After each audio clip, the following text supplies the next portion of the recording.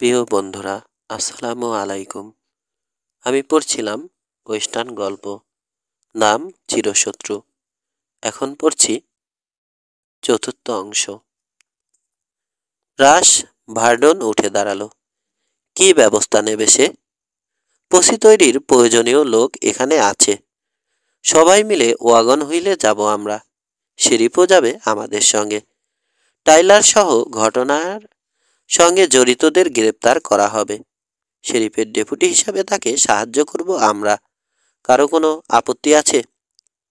নরম্যানের কণ্ঠস্বরের উত্তেজনা সংক্রমিত হলো কামরার সবার মাঝে। প্রথম প্রতিক্রিয়া হলো রাস ভার্ডনের। দ্রুত চেহারা পাল্টে গেল তার। চোখ মুখ লাল হয়ে উঠল। হেনরি টাইলারকে আঘাত করার মোক্ষম একটা সুযোগ জুটেছে। মুষ্টিবদ্ধ হাত নেড়ে চিৎকার করে সে বলে উঠল, কিসের আপত্তি? এখানে অন্যায় কিছু দেখছি না আমি। আমাদের হাতে প্রমাণ আছে। বেন, আমি আছি তোমার সঙ্গে। আমিও। হুঙ্কার ছাড়ল অর্ডে। রাসেলও যোগ দিল তার সঙ্গে। তারপর ওভারফিল্ড, বরফিয়ার 3 হোম স্টেডার। বিজয়ী ভঙ্গিতে উল্লাসিত চোখে মুখে ক্যানাভানের দিকে ফিরল নরম্যান। জো, তুমি কি বলবে? জো চট করে ভেবে পেল না। ব্যাপারটা তার পছন্দ হচ্ছে না। মন সায় দিচ্ছে না কিছুতেই। জো, বুড়ো কুচকে জিজ্ঞেস করল নরম্যান। পর মুহূর্তেই সশব্দে হেসে উঠল। ধ্যাত, খামোখা ক্যানাভানকে জিজ্ঞেস করা। ওর বাবাকে হত্যা করে নির্বিঘ্নে পার পেয়ে গেছে টাইলার, বিচার হয়নি কোনো। স্টাফিডের ঘটনায়ও টাইলার বেঁচে দেখ, এটা কি চাইবে ও? ভার্ডনই হবে। পেছন থেকে এসে জোর পিঠ চাপড়ে দিল। অন্যরা চারপাশ থেকে ঘিরে ধরল ওকে। হাত মেলাতে শুরু করলো। নরম্যানের কথাকেই ওরা চূড়ান্ত ধরে নিয়েছে। ওর জবাব শোনার প্রয়োজন বোধ করেনি। হঠাৎ ঘরের সবাই একসঙ্গে কথা বলতে শুরু করায় বাজারের মতো গম গম করছে এখন কামরা। চেঁচিয়ে সবার মনোযোগ আকর্ষণের চেষ্টা করলো ক্যানাভ্যান, কিন্তু কেউ তার কথা শুনছে বলে মনে হলো না। আবার চেঁচালো সে। এবার সবচেয়ে কাছের একজন শুনতে পেয়ে ফিরে তাকালো। বিস্মিত দেখাচ্ছে তাকে। আরো কয়েকজন খেয়াল করলো এবার। আচমকার নীরবতা নামলো ঘরে। কি হলো জো? অস্বস্তির সঙ্গে জিজ্ঞেস করলো নরম্যান। সবগুলো মুখের উপর একবার নজর বোলালো জো। তারপর বলল, ব্যাপারটা আমার পছন্দ হচ্ছে না। কিছু লোক জোট বেঁধে নিজের হাতে আইন তুলে নেবে, তারপর আরেকটা দলের উপর ঝাঁপিয়ে পড়বে। এতে আমার সায় নেই। শেরিফ তোমাদের সঙ্গে থাকুক, চাই সবাইকে ডেপুটি করুক, কিন্তু আমি এসবে নেই। আর এত তাড়াহুড়োর কি আছে? আজ রাতে না গিয়ে কাল সকালে গেলেও তো চলে।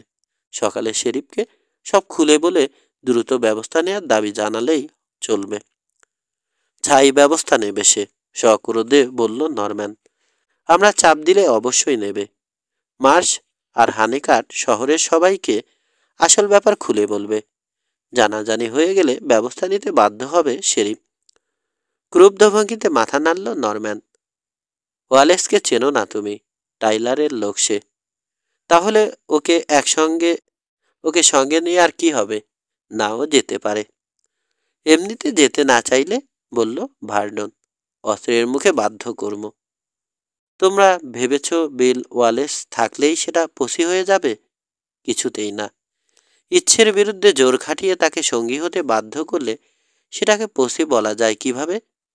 টাইলারের বিচার চাই আমি, ঠিকই, কিন্তু সেটা আইনসঙ্গতভাবে হতে হবে। ঘর জুড়ে অস্বস্তিকর এক নীরবতা নেমে এলো। জোর মনে হলো দূরে কোথাও বুঝি চলে গেছে সে। খানিক আগের গম গম ভাবটা কানে বাজছে এখনো। কয়েকজনের চেহারায় সিদ্ধান্তহীনতার ছাপ পড়তে দেখল জো। আমি চাই না। আর কিছু বলার আগেই গর্জে উঠল নরম্যান। একটা ব্যাপার শোনাও। শোনাও আমাদের। তোমাকে ঠিক কি প্রস্তাব দিয়েছে টাইলার? তাকে বাঁচাতে চাইছো কেন তুমি? মোটেই তাকে বাঁচাতে চাইছি না। শক্ত হয়ে উঠল জোর চোয়াল। তাহলে? টাইলারের অপরাধ প্রমাণ হতে কিছু বাকি আছে। ওর এতক্ষণে জেলে জায়গা হওয়ার কথা। বেশ তো, কাজটা শেরিফকেই করতে দাও। নিজের হাতে আইন তুলে নিচ্ছ কেন?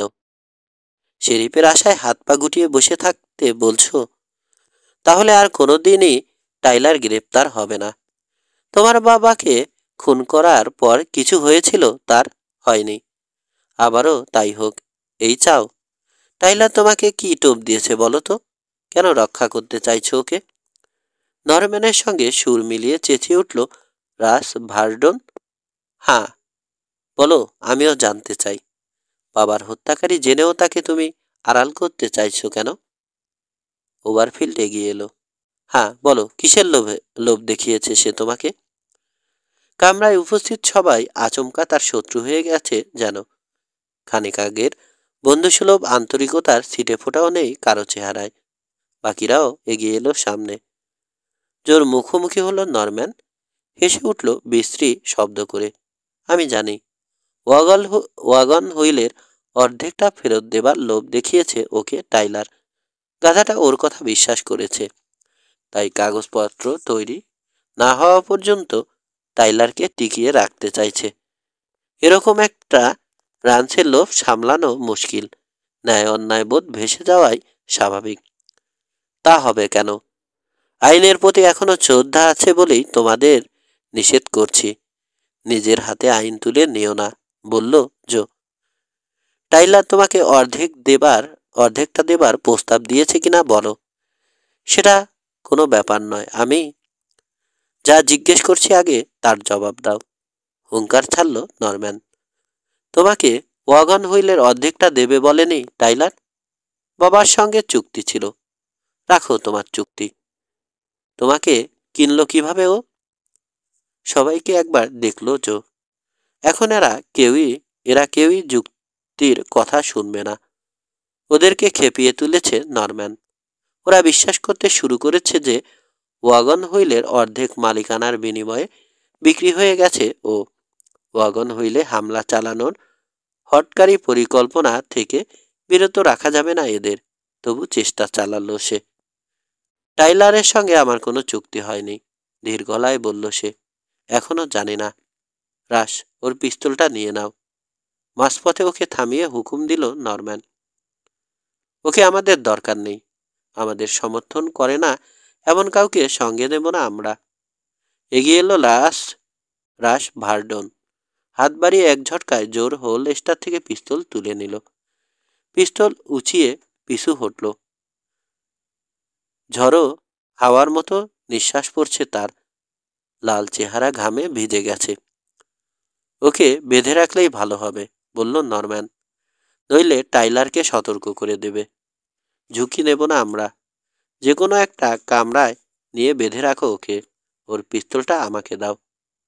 নরম্যানের হাতে পিস্তল তুলে দিয়ে হাল ছেড়ে বাঁচল যেন রাস ভার্ডন।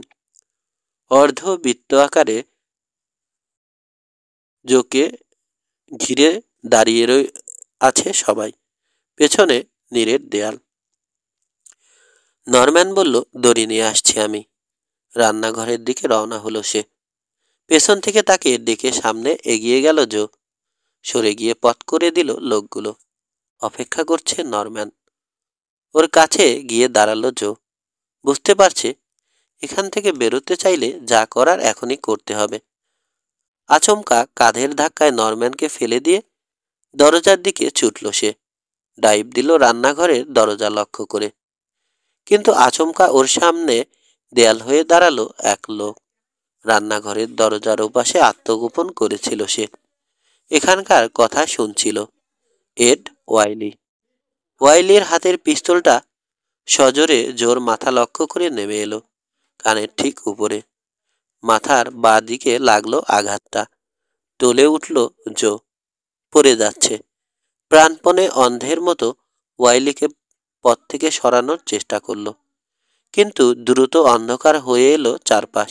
দুলছে সবকিছু। হাঁটু ভেঙে পড়ে গেল সে। উঠে বসার চেষ্টা করলো, পারল না। আরেকটা আঘাতে মুছে গেল সবকিছু।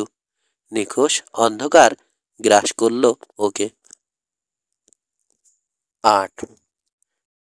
ক্যানাভানকে পেছনে শোবার ঘরে নিয়ে এলো ওরা। বিছানায় শুয়ে চটপট হাত পা বেঁধে ফেলল। ঘর থেকে বেরোনোর আগে জানালাগুলো ঠিকমতো বন্ধ আছে কিনা নিশ্চিত হয়ে নিল নরম্যান। বাইরে এড ওয়াইলিকে পাহারায় থাকার নির্দেশ দিয়ে বলল, মেরিলিন ভেতরে যেতে চাইলে বাধা দেবে না, কোনো প্রশ্ন করারও দরকার নেই। নরম্যানের এই নির্দেশের অর্থ বোঝে এড ওয়াইলি। কদিন বাদে ক্যানাভ্যানই হবে ওয়াগন হুইলের মালিক। মেরিলিনকে ওর সঙ্গে বিয়ে দিতে পারলে তার সব সমস্যা মিটে যায়। কিন্তু মেয়েকে কতটুকু চেনে নরম্যান? নিজের স্ত্রীর কথা ভুলে গেছে? মেয়ের মধ্যেও যে মায়ের স্বভাবের ছাপ ফুটে উঠছে ক্রমে, সেটা কি বুঝতে পারছে না? মনে হয় না। মেরিলিন সম্বন্ধে নরম্যানের চেয়ে অনেক বেশি খোঁজ খবর রাখে এড। আর যাই হোক, এই মেয়েকে দিয়ে সংসার হবে না। রাশ ভার্ডনকে নিয়ে পার্লারে ফিরে এলো নরম্যান। এখনই শেরিফের কাছে যাব আমরা, তোমরা তৈরি হয়ে নাও, বলল নরম্যান। মেরিলিনকে একটা কথা বলে আসছি আমি। পড়ছে পায়চারি করছিল মেরিলিন। পার্লারের সব ঘটনা শুনেছে সে। ক্যানাভানকে বেঁধে রাখাটা পছন্দ হচ্ছে না তার। বাবার উপর মেজাজ চড়ে যাচ্ছে। এত তাড়াহুড়োর কি দরকার ছিল? এটা কি করলে? নরম্যানকে দেখা মাত্র জিজ্ঞেস করল সে। আমাদের মেহমানও, ওর সঙ্গে এরকম আচরণ করা খুব অন্যায় হয়েছে বাবা। 2-3 দিন পর এমনিতেই আমাদের পক্ষে চলে আসতো। সব গুবলেট করে দিলে তুমি। 2-3 দিন দেরি করার উপায় নেই, বলল নরম্যান। এমন একটা রাতের জন্যে অনেক দিন ধরে অপেক্ষা করে আছি আমি। এতদিনে কায়দা মতো পাওয়া গেছে টাইলারকে। ওর বিরুদ্ধে সাক্ষী প্রমাণ খাড়া। এখন যে কোর্টেই মামলা উঠুক, মাপ পাবে না। পসি নিয়ে ওকে গ্রেপ্তার করতে যাচ্ছি আমরা। গ্রেপ্তার না, বলো মারতে যাচ্ছ। গ্রেপ্তারে বাধা দিয়েছে এই অজুহাতে তোমরা তাকে হত্যা করবে, ঝাঁজের সঙ্গে বলল মেরিলিন। হয়তো, বলল নরম্যান। অন্ধকারে চাপা হাসল। মেরিলিন ঠিক ধরেছে, ঘটনাটা তো এভাবেই ঘটবে। টাইলারকে গ্রেপ্তার করতে যাচ্ছে কে? তারপর কি ঘটবে জানো? অসন্তোষের সঙ্গে বলল মেরিলিন। ওয়াগন হুইলারের উত্তরাধিকারী হবে ক্যানাভান। আর আজকের ঘটনার জন্য আজীবন তোমাকে ঘৃণা করবে সে। হয়তো ক্যানাভানই উত্তরাধিকারী হবে, বলল নরম্যান। যদিও ওর কাছে কাগজপত্র বলে কিছু নেই। কিন্তু আমাকে ঘৃণা করবে কেন? আমি তো ওর উপকারই করতে চাইছি। ছোড়া বুঝতে পারছে না? যা হোক, আমাকে ঘৃণা করলে তো তোমাকেও। না, আমাকে ঘৃণা করবে না, বলল মেরিলিন। এত নিশ্চিত হচ্ছ কি করে? রহস্যময় হাসি হাসল মেরিলিন। ও একজন পুরুষ আর আমি মেয়ে। বুঝলাম, কিন্তু বোঝাপড়ার জন্য সময়ের দরকার আছে না? না, আমাকে সাধারণ মেয়ে ভেবেছ? না। শোনো, ওয়াইলিকে বলে রেখেছি, ইচ্ছে করলেই ক্যানাভানের কাছে যেতে পারবে তুমি। ওকে সাহায্য করতে চাইছো, বোঝাতে পারলে? হাসল মেরিলিন। তুমি বড় বিচ্ছিল মানুষ বাবা। তোমার কাছ থেকে এখনো অনেক কিছু শেখার আছে আমার। দেখিস, ওর কাছে উল্টে বোকা বনে যাস না যেন। আরে না, তেমন কিছু ঘটবে না, বলল মেরিলিন। নড়ে উঠল জো। অস্পষ্ট শব্দ বেরোলো গলা দিয়ে। হাত নাড়ার চেষ্টা করলো, পারল না। মাথাটা কেমন ভোঁতা হয়ে আছে। শিরাগুলো লাফাচ্ছে দপদপ করে। তীব্র ব্যথা আচ্ছন্ন করে রেখেছে তাকে। হঠাৎ ওর কপালে এক টুকরো ভেজা কাপড় চেপে ধরল কে যেন। অন্ধকারে ফিসফিসে কণ্ঠস্বর কানে এলো। খুব যন্ত্রণা হচ্ছে। আমাকে বলো, আমি কি করতে পারি বলো। ঝুঁকে এলো কণ্ঠস্বরের মালিক। আলতো করে চুমো খেলো গালে। তারপর আবার সরে গেল। পরিচিত একটা সুবাস পেল জো। চট করে মনে পড়ে গেল নামটা। অস্ফুট স্বরে উচ্চারণ করলো, মেরিলিন। কানের কাছে মুখ এনে ফিসফিস করে মেরিলিন বলল, শ। আমি এখানে এসেছি, জানাজানি হলে বিপদ হবে। চোখ মেলে অন্ধকার ছাড়া কিছুই দেখল না জো। খানিক বাদে কিছুটা স্বাভাবিক হয়ে এলো নজর। ঘরের কোণে ড্রেসারের উপর কমজোরি একটা বাতি জ্বলছে। বিছানায় শুয়ে সে। পাশে মেরিলিন বসে আছে। ওর কাঁধে হাত রাখলো মেরিলিন। ফিসফিসিয়ে বলল, জো, নড়ো না, কোনো শব্দ করো না। আমার হাতের বাঁধন খুলে দাও, বলল জো। অমত করল না মেরিলিন। ঝুঁকে কবজির গিট খোলার চেষ্টা করলো। ওরা কোথায়? চাপা স্বরে জিজ্ঞেস করলো জো। বাবা আর ভার্ডন শেরিফকে আনতে শহরে গেছে। বাকি সবাই পোকার খেলছে। এদিকেও খেয়াল আছে ওদের। মাঝে মাঝে কেউ না কেউ এসে ঘুরে যাচ্ছে। আমি গিট খুলতে পারছি না। আমার পকেটে ছুরি আছে, দেখো, বলল জো। তোমার দিকেই। ছুরি বের করে হাতের বাঁধন কাটা শুরু করলো মেরিলিন। মাঝে একবার দরজার কাছে গিয়ে কান পাতল। মিনিট খানেক অপেক্ষার পর দ্রুত আবার ফিরে এলো বিছানার কাছে। শোনো, ফিসফিসিয়ে বলল সে, হলরুমের পাশের ঘরটা আমার। ওখানে পৌঁছাতে পারলে তোমার আর কোনো ভয় নেই। আমার ঘরে আসার সাহস হবে না কারো। পায়ের বাঁধন কাটা হলে উঠে বসলো জো। হঠাৎ মাথাটা কেমন চক্কর দিয়ে উঠল। বনবন করে ঘুরছে যেন দুনিয়া। কিছুক্ষণ চোখ বুজে থাকার পর খানিকটা সুস্থ বোধ করলো। মনে হলো উঠে দাঁড়াতে পারবে এবার। এক হাতে মেরিলিনের কাঁধে ভর দিয়ে আরেক হাতে ওর কোমর জড়িয়ে ধরল ও উঠে দাঁড়ানোর জন্য। রেডি? ফিসফিস করে জিজ্ঞেস করলো মেরিলিন। হ্যাঁ, যা হবার হোক, বিড়বিড় করলো জো। বাইরে এসে করিডোর ধরে হল রুমের দরজা পর্যন্ত হেঁটে এলো ওরা। হলরুমের ভিতরটা একবার উকি দিয়ে দেখে নিল মেরিলিন। ঘাড় ফিরিয়ে ইশারা করলো জোকে। এগোলো জো। কেউ বাধা দিল না ওদের। পথ দেখিয়ে ওকে শোবার ঘরে নিয়ে এলো মেরিলিন। মেরিলিনের দিকে তাকালো জো। এই অন্ধকারে ওর চেহারা পরিষ্কার দেখা গেল না। মনে হলো হাসছে। হঠাৎ মনটা কেমন খুঁতখুত করতে লাগলো জোর। সবকিছু কেমন যেন সহজেই ঘটে গেল। পথে বাধা দিতে এলো না কেউ। হলরুমের দরজা খোলা, কোনো পাহারাও নেই। এখনো মেরিলিনের কাঁধে ভর দিয়ে আছে সে। কাছে টানলো ওকে। প্রতিবাদ করল না মেরিলিন, বরং দু হাতে ওর গলা জড়িয়ে ধরল। চুমো খাবার জন্য এগিয়ে দিল ঠোঁট। দীর্ঘ সময় ধরে গভীর চুমো খেলো ওরা। তারপর নিজেকে সরিয়ে নিল মেরিলিন। অস্পষ্ট হাসির তরঙ্গ তুলে বলল সে, তোমাকে নিয়ে কি যে করি। দেয়ালের গায়ে জানালার আবছা কাঠামোটা দেখতে পেল জো। এপাশে বিছানার অস্পষ্ট অবয়বটা ও চোখে পড়ছে। সাদা চাদর বিছানো। শরীর জুড়ে থরথর কাঁপুনিটা এখনো রয়ে গেছে, টের পেল জো। মেরিলিনকে আবার বুকে জড়িয়ে ধরতে ইচ্ছে করছে, কিন্তু ভেতর থেকে ওকে সতর্ক করে দিল কেউ। কেটে পড়ো জো, কেটে পড়ো।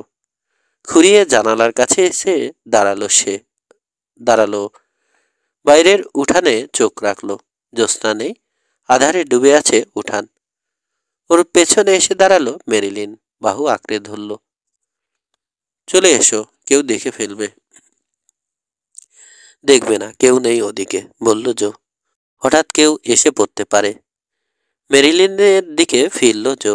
মেরিলিন, বাবার উপর তোমার প্রভাব কেমন? মোটামুটি। কেন বলো তো? তোমার বাবাকে বোঝানোর চেষ্টা করো। ওকে বলো ওয়াগন হইলে হামলার পরিকল্পনা বাদ দিতে। পাগলামি করছে সে। শেরিফ যদি ওদের সঙ্গে যায়? শোনো, ওয়াগন হইলে আক্রমণ করতে যাচ্ছে ওরা। শেরিফকে সঙ্গে যেতে বাধ্য করবে। শেরিফের কিছুই করার থাকবে না। তোমার বাবার পাগলামির কারণে হয়তো কিছু লোক প্রাণ হারাবে। ওকে থামাও মেরিলিন। চেষ্টা করব। চেষ্টা না, জোর কাটাতে হবে। ওকে ঠেকাতে সম্ভব সব কিছু করতে হবে তোমাকে। আমি ফিরে এসে জানালার বাইরে পা বাড়িয়ে দিল সে। পেছন থেকে ওর কাঁধ খামছে ধরল মেরিলিন। জো, চেঁচিয়ে উঠল সে, যেও না। ঝাড়া দিয়ে কাঁধের উপর থেকে হাত সরিয়ে দিল জো। ছাড়ো, আমি যাচ্ছি। দু হাতে জানালার চৌঘাট ধরে পুরো শরীরটা বের করে আনছে। হঠাৎ লাথি দিয়ে দরজা ভেঙে ভিতরে ঢুকলো কে যেন। এতক্ষণ দরজার ওপাশে সম্ভবত আড়ি পেতেছিল লোকটা। মেরিলিনের চিৎকার শুনে দরজা ভেঙে ভিতরে ঢুকে পড়েছে। ঘাড় ফিরিয়ে ছায়ামূর্তির মতো লোকটাকে এক ঝলক দেখল জো। চেঁচিয়ে উঠল মেরিলিন, না এডি, গুলি করো না। গুরুম গর্জন ছাড়ল এড ওয়াইলির পিস্তল, কিন্তু জানালা থেকে লাফিয়ে পড়েছে জো আগেই। পা মাটি ছোঁয়া মাত্র কোরালের অস্পষ্ট ঘোড়ার সারি লক্ষ্য করে ছুটল সে। পেছন থেকে আরও কয়েক রাউন্ড গুলি ছুড়ল ওয়াইলি। পোস্ট থেকেও গুলি চালালো কেউ। অন্ধকার আর তাড়াহুড়োর কারণে নিশানা ঠিক হলো না কারোরই। ফসকে গেল সবকটা গুলি। কোরাল থেকে ঘোড়া নিয়ে সোজা পূব দিকে ওয়াগন হুইলের উদ্দেশ্যে ছুটল জো। রাতে ওয়াগন হুইলে পাহারার ব্যবস্থা থাকবে। রান্স হাউসের উঠানে পৌঁছে আচমকা কথাটা খেয়াল হলো জোর। ঘোড়ার রাশ টানল। পাহারাদারকে খুঁজে বের করতে হবে, নইলে শত্রু ভেবে গুলি করে বসতে পারে। অন্ধকারে ডুবে থাকা ঘরবাড়ির উপর তীক্ষ্ণ দৃষ্টি বোলালো ও পোর্সের বাঁ দিকে অস্পষ্ট একটা নড়াচড়া চোখে পড়ল। রাইফেল বাগিয়ে ধরে পোর্সের কিনারায় এসে দাঁড়ালো লোকটা। ক্যানাভান নাকি? জিজ্ঞেস করলো সে। হ্যাঁ, দরজা খোলা আছে, ভেতরে চলে যাও। কালকের সেই ঘরেই তোমার শোবার ব্যবস্থা হয়েছে। টাইলারকে ডাকো, বলল জো। কেন? দরকার আছে। ব্যাংক হাউসের ওদেরও ডেকে তোলো, মেহমান আসছে এখানে। কথা না বাড়িয়ে বাড়ির ভিতরে ঢুকে পড়ল লোকটা। কোরালে এসে ঘোড়া থেকে নামলো জো। পাহারাদারের হাঁক ডাক ভেসে আসছে বাড়ির ভেতর থেকে। একটু পর টাইলারের ঘরে আলো জ্বলল। দরজা খোলার শব্দ হলো। ব্যাংক হাউসের জানালায়ও আলোর আভাত দেখল জো। ঘোড়া বেঁধে রেখে রান্স হাউসের দিকে এগোলো সে। হঠাৎ অন্ধকার ফুরে উদয় হলো ড্যান গোমেজ। ব্যাপার কি জো? জিজ্ঞেস করলো সে। কি হয়েছে? বলছি ভিতরে চলো, বলল জো। গোমেজ আর প্রশ্ন করল না, নীরবে অনুসরণ করলো ওকে। পোস্টেই টাইলারের সঙ্গে দেখা হয়ে গেল। খালি গা, শুধু প্যান্ট পরে বেরিয়ে এসেছে। উদ্বিগ্ন চেহারা। কিসের মেহমানের কথা শুনলাম? জিজ্ঞেস করলো সে। মাথা দোলালো জো। ভিতরে চলো বলছি। ভিতরে ঢুকলো ওরা। শেষ পর্যন্ত হয়তো নাও আসতে পারে ওরা, বলল জো। তবে সম্ভাবনাটা পুরোপুরি নাকচ করে দেওয়াও ঠিক হবে না। ওরা কারা? নরম্যান আর তার দলবল। শক্ত হয়ে গেল টাইলার। কেন? তোমাকে গ্রেপ্তার করতে। সঙ্গে সম্ভবত শেরিফও থাকবে। আমাকে গ্রেপ্তার করবে? হ্যাঁ, হানিকাট আর মাস নামে দুজন লোক সাক্ষী দিয়েছে। স্টাফিডের সময় ওরা নাকি তোমাকে দেখেছে। ইতিমধ্যে ব্যাংক হাউস থেকে কাউহ্যান্ডা এসে ভিড় জমিয়েছে ঘরে। প্রায় সবার হাতেই রাইফেল। শুধু গানবেল্ট পরে তড়িঘড়ি হাজির হয়েছে কয়েকজন। নরম্যানের রাঞ্চে বেসিনের খুদে রাঞ্চারদের মিটিং। সেখানে ওয়াগন হুইলে হামলার সিদ্ধান্ত। টাইলারকে সব জানালো জো। ওয়ালেসকে আনতে পারবে না ওরা, বুদ্ধিমান লোক সে, বলল টাইলার। নরম্যানের ফাঁকি ঠিক ধরে ফেলবে। জোর করে শেরিফকে আনবে ওরা, বলল জো। কপালে ভাঁজ ফেলে এক মুহূর্ত চিন্তা করলো টাইলার, তারপর বলল, হানিকাট আর মাস মিথ্যে বলেছে জো। স্টাফিডের সঙ্গে আমরা জড়িত নই। স্টাফিডের সময় তোমাকে নাকি দেখেছে ওরা, বলল জো। এলিস, চার্লি ফোর্ড আর ড্যান গোমেজের নামও বলেছে। আরও দুজনের জড়িত থাকার কথা বলেছে, তবে তাদের নাম বলতে পারেনি। মিথ্যে কথা, তীক্ষ্ণ গলায় বলল গোমেজ। ডাহা মিথ্যে কথা। পাশে দাঁড়ানো দীর্ঘদেহী বিষণ্ণ চেহারার এক কাউহ্যান্ডকে ঠেলা দিয়ে জিজ্ঞেস করল, চার্লি, সে রাতে কোথায় ছিলে তুমি বলো? রাঞ্চেই ছিলাম। রান্স হাউসে পোকার খেলেছি, বলল চার্লি ফোর্ড। কিমও ছিল আমাদের সঙ্গে। আমিও রাঞ্চে ছিলাম, জোর গলায় বলল গোমেজ। ওদের সঙ্গে খেলিনি, একটু আগে ভাগে ঘুমোতে গিয়েছিলাম সেদিন। সোজা হয়ে দাঁড়ালো টাইলার। হানিকাট, মার্শ, ওরা কেউই হোমস্টেডার নয়। লিগনাইট ক্রিকে জমি ফাইল করেছে, কিন্তু চাষাবাদ করেনি, এমনি ফেলে রেখেছে। আমার এখন সন্দেহ হচ্ছে স্টাফিডটাও তার জন্য ওরাই দায়ী, কিন্তু সেফ সন্দেহ দিয়ে তো আর কিছু করা যাবে না। ভাবছি শহরে গিয়ে শেরিফের কাছে ধরা দেব। কি? বিস্ময়ে চেঁচিয়ে উঠল গোমেজ। নরম্যানের মতলব আমি বুঝেছি। গ্রেপ্তার গ্রেপ্তার কিছু না, ওটা ওয়াগন হুইলে চড়াও হবার একটা ওসিলা মাত্র। কিন্তু আমি জেলে থাকলে আর সেই সুযোগ পাবে না নরম্যান। আমি শহরে গেলে ওয়াগন হুইলের সমস্ত দায়িত্ব তোমাকে নিতে হবে জো। ওরা হামলা চালালে কি করবে তুমি? আমি আমি কি করব মানে? বিহবল জো। হ্যাঁ, কি করবে তুমি? ওয়াগন হুইলের অর্ধেক তোমার। আমার অনুপস্থিতিতে নিয়ম অনুযায়ী তোমাকে রাঞ্চের দায়িত্ব নিতে হবে। কিন্তু রাঞ্চের পুরো দায়িত্ব তোমাকে দিয়ে যাচ্ছি আমি। তোমরা শুনেছ? কাউহ্যান্ডের জিজ্ঞেস করলো টাইলার। হ্যাঁ, জবাব দিল গোমেজ। জোর উপর স্থির তার দৃষ্টি, ভুরু কুচকে তাকিয়ে আছে সে। বড় করে দম নিল জো, দাঁড়ালো সোজা হয়ে। ধীর গলায় বলল, ওদের অভ্যর্থনা জানানোর সব ব্যবস্থা করব আমরা। বিড়বিড় করে টাইলার উচ্চারণ করল, ঘোড়ায় স্যাডল চাপাচ্ছি আমি। রেঞ্জের উপর দিয়ে যাব, তাহলে ওদের সামনে পড়ার ঝুঁকি থাকবে না। শহরে পৌঁছে সোজা শেরিফের কাছে যাব, তাকে না পেলে অপেক্ষা করব। তোমরা চিন্তা করো না। দরজার কাছে গিয়ে ঘাড় ফিরিয়ে তাকালো একবার, বলল, সতর্ক থেকো জো। 9। ঘর জুড়ে অস্বস্তিকর নীরবতা, সবার থমথমে চেহারায় উত্তেজনা। ড্যান গোমেজ মাথার টুপিটা পেছনে ঠেলে দিয়ে বলল, আমরা এখন কি করব জো? বাইরে পাহারা দিচ্ছে কজন? জিজ্ঞেস করলো জো। শুধু লিন্ডেন সোল। ওকে নিয়ে বান্নে চলে যাও, বলল জো। এখান থেকে অর্ধেক লোক নিয়ে যাও সঙ্গে, বাকিরা এখানে থাকুক। ওরা যদি আসেই উঠান পর্যন্ত এগোনোর সুযোগ দেব। কি বলে শুনব। টাইলার শহরে গেছে শুনলে হয়তো ঝামেলা না করে ফিরে যেতে পারে। তবে ঝামেলা করতে চাইলে শিক্ষা দিয়ে দেব, ঠিক আছে? তুমি লোক বাছাই করে পজিশন নাও গে। সায় দিল গোমের। দ্রুত লোক বাছাইয়ে লেগে গেল সে। শোনো, আবার বলল জো, ওদের আসার সম্ভাবনা কম। আমি পালিয়ে এসে তোমাদেরকে সতর্ক করে দিতে পারি, এটা বোঝার মতো বুদ্ধি ওদের আছে। কাজেই বেশি উদ্বিগ্ন হবার কারণ নেই, একটু সজাগ থাকলেই চলবে। শেষ পর্যন্ত হয়তো দেখা যাবে নরম্যান বদলে ঘুমের সঙ্গে লড়ছি আমরা। থমথমে মুখগুলো সামান্য নরম হলো। কেউ কেউ শুকনো হাসল। লোকজন নিয়ে বেরিয়ে গেল গোমেজ। বৈঠকখানার শোবার ঘরের সামনের জানালায় একজন করে পাহারায় বসিয়ে বাকিদের ভিতরে পাঠিয়ে দিল জো। বলে দিল, ইচ্ছে করলে ঘুমিয়ে নিতে পারবে, তবে পালা করে একজন যেন জেগে থাকে। বৈঠকখানার বাতি নিভিয়ে দিয়ে বাইরে এলো। আকাশে চাঁদ নেই, তবে তারা ঝলমল করছে। রান্নাঘরের জানালায় আলো দেখে এগোলো সে। চুলোর কাছে দাঁড়িয়ে আছে লরা। কফির জল ফুটছে উনুনে। আরেকজন মহিলা টেবিলের উপর ঝুঁকে রয়েছে, স্যান্ডউইচ বানাচ্ছে।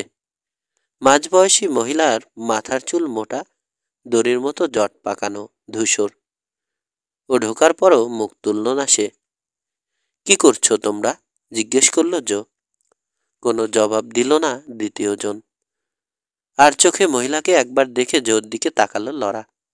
কফি আর স্যান্ডউইচ তৈরি করছি, রাতভর জাগবে তোমরা সেজন্যে। আলো নিভিয়ে কাজ করতে পারবে না? জিজ্ঞেস করলো জো। কিছু না বলে ফু দিয়ে বাতি নিভিয়ে দিল লরা। ঠিক আছে, বলল জো। কফি তৈরি হলে দেখো, আর গোলাগুলি শুরু হলে মেঝেতে শুয়ে পড়ো। ছোটাছুটি করে কোথাও যাবার দরকার নেই। আমাদের নিয়ে ভেবো না। দরজার কাছে এসে মৃদু গলায় বলল লরা। বৈঠকখানায় ফিরে এলো জো। পাহারাদারদের একজনকে ঘুমোতে পাঠিয়ে নিজেই জানালার নিচে রাইফেল হাতে স্থির হয়ে বসল। কান পাতল রাতের নিস্তব্ধতায়। নিরুপদ্রবে কেটে গেল প্রথম ঘন্টাটা। নরম্যানের পসি বাহিনীর কোনো পাত্তা নেই। রান্নাঘর থেকে মাংস, স্যান্ডউইচ আর কফি এলো। ওদের প্রয়োজনীয় ভাগ রেখে বাকিটা বান্নে পাঠিয়ে দিল ক্যানাভান। না, আসবে না ওরা। আমরা তৈরি হয়ে আছি বুঝে গেছে, বলল কিম এলিস। ছোটখাটো নিরীহ ধরনের চেহারা, কিন্তু খুব তিরিক্ষি মেজাজ, সমানে গজগজ করে চলেছে। চোদ্দ গোষ্ঠী উদ্ধার করে ছাড়ছে নরম্যানের। খামোখা তার কারণে ঘুম নষ্ট হচ্ছে ওদের। বাবাকে চিনতে? জিজ্ঞেস করল জো। চিনব না কেন, ভালো করেই চিনতাম। 20 বছর হলো ওয়াগন হুইলে কাজ করছি। তাকে কে মেরেছে আন্দাজ করতে পারো? আন্দাজ করা এক কথা, জবাব দিল বৃদ্ধ, আর প্রমাণ করা আরেক। তবে আগাগোড়া আমার মনে হয়েছে এড ওয়াইলি আর মাইক ব্র্যান্ডন যা বলেছে তার চেয়ে অনেক বেশি জানে ওরা। ওদের মুখ থেকে সত্যি কথাটা বের করতে পারলে। তোমার সন্দেহ কাজটা ওদের? হ্যাঁ, তাতে ওদের লাভ। কাজ ঝাঁকালো এলিস। এলিস, অনেক দিন আগের ঘটনা, কি করে বলি? তবে একটা ব্যাপারে আমি নিশ্চিত, টাইলারের কোনো দোষ নেই। তোমার বাবার মৃত্যুতে কোমাঘাত পায়নি সে। আমরা দেখেছি তো, আপন ভাইয়ের চেয়েও বেশি টান ছিল ওদের পরস্পরের জন্যে। আর 1 ঘন্টা কেটে গেল। আরও 8 ঘন্টা পর জোর মনে হলো আর আশঙ্কার কারণ নেই। আসার হলে এতক্ষণে এসে পড়তো ওরা। তবে পাহারায় ঢিল দিল না জো। পুরোপুরি নিশ্চিত না হওয়া পর্যন্ত পাহারা অটুট রাখার সিদ্ধান্ত নিল। ভোর রাতে বার্ন হাউসে এলো জো। গোমেজের সঙ্গে পরামর্শ করে 3জন ঘোড়সাওয়ারকে স্কাউটিংয়ে পাঠিয়ে দিল। পূবের নিচু পাহাড়গুলোর মাথায় উঠে দেখবে নরম্যানের পশি বাহিনীর কোনো চিহ্ন চোখে পড়ে কিনা। সকালে ফিরে এলো ওরা। টেইলে কিছু দেখা যায়নি। নাস্তার পর সবাইকে ডেকে আলোচনায় বসল জো। ধরে নিচ্ছি কাল রাতে নিরাপদেই শহরে পৌঁছেছে টাইলার, বলল জো। আত্মসমর্পণে কোনো ঝামেলা হয়নি। এখন কি করা যায়? 2-1 দিনের মধ্যেই আদালত বসবে, বলল গোমেজ। জজ হ্যারোল্ড মামলা শেষ করতে বেশি সময় নেয় না। ঝামেলা হলো দেখছি। 2 হোম স্টেডার টাইলারের সঙ্গে ড্যান গোমেজ, কিম এলিস আর চার্লি ফোর্ডের নামও বলেছে। এখন শহরে গেলেই শেরিফ তোমাদের আটক করবে। আমাকে কেউ আটকাতে পারবে না, গর্জে উঠল চার্লি ফোর্ড। তোমাদের শহরে যাবার দরকার নেই, বলল জো। আপাতত শহর থেকে দূরে থাকো। তবে খোঁজ খবর নেয়ার জন্যে কাউকে শহরে পাঠাতে হবে। কে যাবে? শহরে গিয়ে শেরিফের সঙ্গে কথা বলে টাইলারের সঙ্গে দেখা করতে হবে। অ্যাটর্নির সঙ্গে আলাপ করতে হবে। অনেকেই উৎসাহ দেখালো। তাদের মধ্যে থেকে লিন্ডেন সোলকে বেছে নিল জো, আর 2জনকে বাছাই করল পেছন থেকে ওর উপর নজর রাখার জন্যে। পথে কোনো ঝামেলা বাঁধলে ওরা সাহায্য করতে পারবে। মার্শ আর হানিকাটের কি হবে? জিজ্ঞেস করল জো। ফোর্টে সাক্ষী দেবার আগেই ওদের সঙ্গে কথা বলতে চাই আমি। আমিও, বলল গোমেজ। মিথ্যেবাদী দুটোকে পেলে আগে হাতের সুখ মিটিয়ে নেব, তারপর কথাবার্তা। নরম্যানের রাঞ্চ থেকে আমাকে তুলে আনার কথা মনে আছে? জিজ্ঞেস করল জো। ওদেরকে তুলে আনতে বলছো? অসুবিধে কি? বিচারের আগে সেটা কি সম্ভব হবে? ওরা হয়তো এখন নরম্যানের সঙ্গে আছে, কিংবা শহরেই কোথাও গা ঢাকা দিয়েছে। খুঁজে বের করো ওদের, বলল জো। সারা পড়ে গেল ঘরে। রীতিমতো হইচই বেঁধে গেল। 2 হোম স্টেডারের ব্যাপারে সবাই আগ্রহী, সবাই যেতে চায়। বুঝিয়ে শুনিয়ে ওদেরকে শান্ত করল জো। এরপর আরও কিছুক্ষণ আলোচনা চলল। আরেক দফা কফি পরিবেশন করল লরা। সারা রাত জেগেছে ও, তবু চেহারায় ক্লান্তির ছাপ নেই। জোর দিকে তাকিয়ে স্মিথ হাসল সে। বেরিয়ে গেল কফি পট নিয়ে। আলোচনায় স্থির হলো নরম্যানের উপর নজর রাখার জন্য 2জনকে শহরে পাঠানো হবে, আর 2জন যাবে লিগনাইট ক্রিকে। মার্শার হানিকাট ওখানে আত্মগোপন করে আছে কিনা খোঁজ নেবে। যারা শহরে যাচ্ছে তাদের বাড়তি দায়িত্ব হবে হোম স্টেডারদের ব্যাপারে চোখ কান খোলা রাখা। দাড়ি কামিয়ে সাফ সুতোর হলো জো। বাইরে এসে ঘোড়ার পিঠে স্যাডল চাপালো। কোরালে এসে দাঁড়ালো ড্যান গোমেজ। কোথায় যাচ্ছ? জিজ্ঞেস করল। শহরে, বলল জো। একা? দ্বিধা মেশানো কণ্ঠে জিজ্ঞেস করল ড্যান গোমেজ। হ্যাঁ, কেবল নিরাপত্তার কথা ভাবলে চলবে না, একাট্টু ঝুঁকিও নিতে হবে। যা হোক, স্যান্ডি কেলেটনের ব্যাপারে নতুন কিছু জানতে পারলে? গতকাল নাস্তার পর নাকি কিম এলিসের সঙ্গে কথা বলেছে সে। তেমন কিছু বলেনি, তবে তোমার ফিরে আসাটা সহজভাবে নিতে পারেনি সে। খুব মুচড়ে পড়েছিল। তুমি পুরানো রান্স হাউসের উদ্দেশ্যে রওনা হবার খানিক পরে সেও বেরিয়ে যায়। কিমকে সে বলেছিল তোমার সঙ্গে কথা বলতে যাচ্ছে, কিন্তু ওর হাবভাব ভালো ঠেকেনি কিমের। ঘণ্টাখানেক পরও স্যান্ডি না ফেরায় চিন্তিত হয়ে পড়ে সে। তারপর পুরানো রাঞ্চে গিয়ে তার লাশ দেখতে পায়। ঝামেলা এড়াতে দ্রুত ওর কবরের ব্যবস্থা করে সে। ঝামেলা মানে? ভুরু কুচকে জিজ্ঞেস করল জো। মানে, কিম ভেবেছিল স্যান্ডির লাশ খুঁজে না পেলে ঘটনাটা প্রমাণ করতে পারবে না তুমি। ব্যাপারটা শেষ হয়ে যাবে ওখানেই। তাছাড়া টাইলারের ভয় তো ছিলই, সে জানলে ভয়ানক ক্ষেপে যাবে। এসব ভেবেই লাশটা সরিয়ে ফেলে কিম। এরপরও কি ওকে বিশ্বাস করা সম্ভব? কাজ ঝাঁকালো ফোরম্যান। কেন নয়, ওর ব্যাপারে চিন্তার কিছু নেই। অন্যদের বেলায়, সবার বেলায় আমার একই মত। ড্যান গোমেজের কাছ থেকে বিদায় নিয়ে ইউনিটার পথে রওনা হয়ে গেল জো। খুব ভোরে ঘুম ভেঙে গেল বেন নরম্যানের। সারা রাত এক ফোঁটা ঘুম হয়নি। ছটফট করেছে বিছানায়।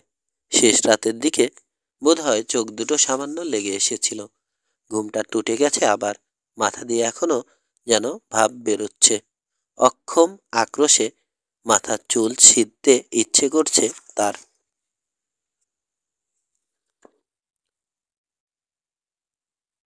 এতদিনের সযত্নে তৈরি প্ল্যান ভেস্তে গেল। এমন সুযোগ আর হবে কোনো দিন? শহরে গিয়ে শেরিফকে না পেয়েই বুঝে গিয়েছিল ভাগ্যে শনির দশা লেগেছে। শেষ পর্যন্ত শেরিফকে বাদ দিয়ে ওয়াগন হুইলে যাবার ইচ্ছা ছিল তার, কিন্তু সঙ্গীরা কেউ রাজি হয়নি। ওদের কথায় অবশ্য যুক্তি ছিল। জো ক্যানাভান পালিয়ে যাবার পর ওয়াগন হুইলে হামলা চালানোর ঝুঁকি নেয়ার আর কোনো মানে হয় না। ক্যানাভানের কাছে সব শোনার পর ওয়াগন হুইলের ক্রুরা ওদের জন্য তৈরি হয়েই থাকবে। ওয়াগন হুইল ছোটোখাটো আউটফিট না। নাস্তার টেবিলে কিছুই খেতে পারল না সে। ভালো খাবার ফলমূল মুখে রুচল না। সাধারণত মেরিলিন তার সঙ্গেই নাস্তা করে, কিন্তু আজ খাবার টেবিলে আসেনি মেয়েটা। ওর রুমে নাস্তা পাঠানো হয়েছে। কাল রাতে বাড়ি ফিরে প্রচণ্ড রাগারাগি করেছে সে মেরিলিনের সঙ্গে। ক্যানাভানকে পালাতে সাহায্য করেছে ও। এড ওয়াইলির কাছে কথাটা শোনার পর রক্ত চড়ে গিয়েছিল তার মাথায়। মেয়ের গায়ে হাত তুলতে বাকি রেখেছিল শুধু। পরে বুঝেছে মেরিলিনের তেমন দোষ নেই, দোষ আসলে তার নিজের। মেরিলিন সেটা বলতে বলতে ছাড়েনি। ক্যানাভানের পালানোর জন্য আমি নই, তুমিই দায়ী, রেগে চিৎকার করে বলেছে সে। তুমিই আমাকে ওর সঙ্গে বন্ধুর ভান করতে পাঠিয়েছিলে। এ অবস্থায় সে বাঁধন খুলে দিতে বললে আমি মানা করি কি করে? প্রশ্ন ছুড়ে দিয়েছিল মেরিলিন। টেবিল ছেড়ে উঠে পড়ল নরম্যান। কোরালে এসে ঘোড়া তৈরি করে নিল। এড ওয়াইলিকে নিয়ে রওনা হলো শহরের দিকে। ইচ্ছে করলে কাল ক্যানাভানে লাশ ফেলে দিতে পারতাম, বলল ওয়াইলি। তোমার কথা ভেবে? আমার কথা ভেবে মানে? লাশ ফেলতে কে নিষেধ করেছিল তোমাকে? রাগত্ব স্বরে বলল নরম্যান। এখন বাহাদুরি ফলানো হচ্ছে? না, ভাবলাম টাইলার মারা পড়লে ওয়াগন হুইলের মালিক হবে ক্যানাভান, তাই মেরিলিনের ভবিষ্যতের কথা ভেবে। মাঝপথে থেমে কাজ ঝাঁকালো ওয়াইলি। ভুরু কুচকালো নরম্যান। কিছু বলল না। টাইলারকে গ্রেপ্তারের জন্য শেরিফকে চাপ দেবে? জিজ্ঞেস করলো ওয়াইলি। হ্যাঁ, কেন জিজ্ঞেস করছো? পাল্টা প্রশ্ন করলো নরম্যান। মার্শ আর হানিকাটের উপর বেশি নির্ভর করা ঠিক হবে না। দুটোকে দেখলেই মনে হয় মিথ্যেবাদী। ভালো আইনজীবীর পাল্লায় পড়লে সব গুলিয়ে ফেলবে। গোলামে না, বাজি ধরতে পারো। ওহ, লয়েড কিং, তাহলে ম্যানেজ হয়ে গেছে। দাঁত বের করে হাসলো ওয়াইলি। আমি সেটা বলেছি? কাজ ঝাঁকালো ওয়াইলি। বলনি, কিন্তু তাই তো দাঁড়াচ্ছে ব্যাপারটা, নাকি? বড় বেশি কথা বলছো ওয়াইলি। এত বোঝা ভালো না, অসহিষ্ণু গলায় বলল নরম্যান। না বুঝে উপায় কি? অনেক দিন তো হলো। কম বুঝে লাভ হয়েছে কোনো? খুব প্রকাশ পেল ওয়াইলির কণ্ঠে।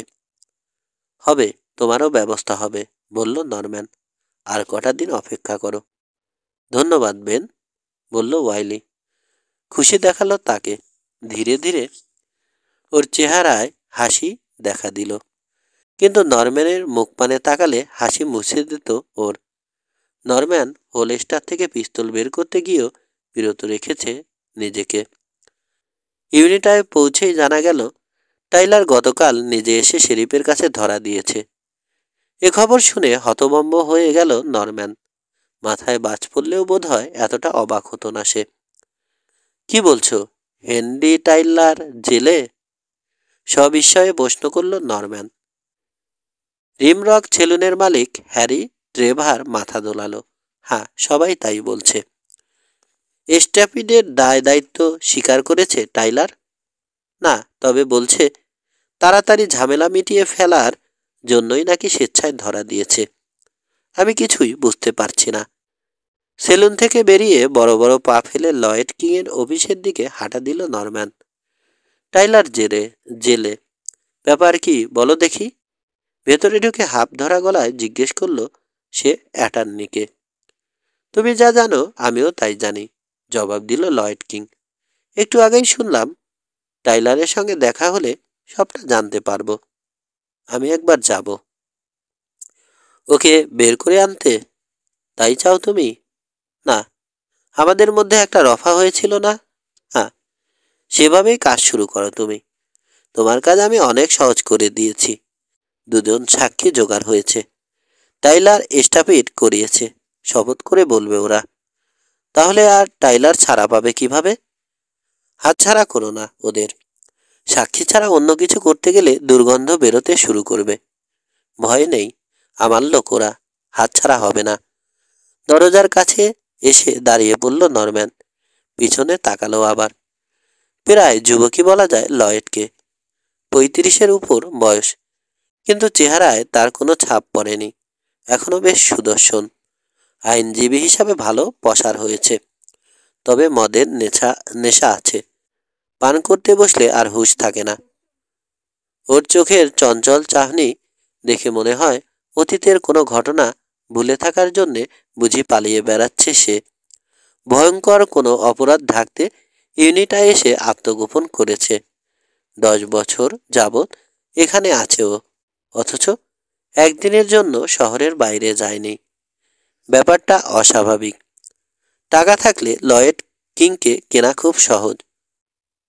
শোনো, সাক্ষীদের বুঝে শুনে জেরা করবে, রুক্ষ গলায় বলল নরম্যান।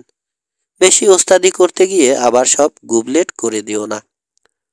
আমাকে নিয়ে ভাবতে হবে না, বলল লয়েড। তুমি তোমার কথা ঠিক রেখো।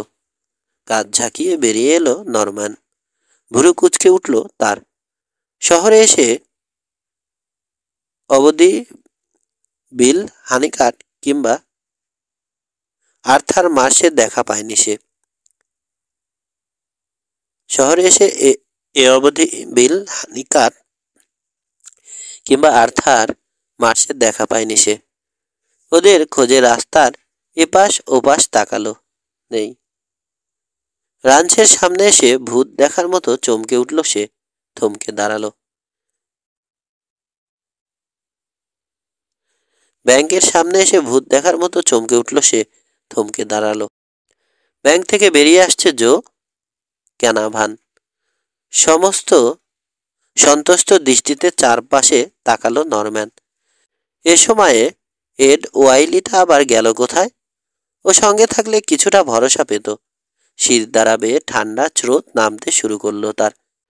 একবার ভাবলো উল্টো দিকে ঘুরে ঝেড়ে দৌড় লাগায়, কিন্তু দেরি হয়ে গেছে। সোজা তার দিকে এগিয়ে আসছে ক্যানাভান।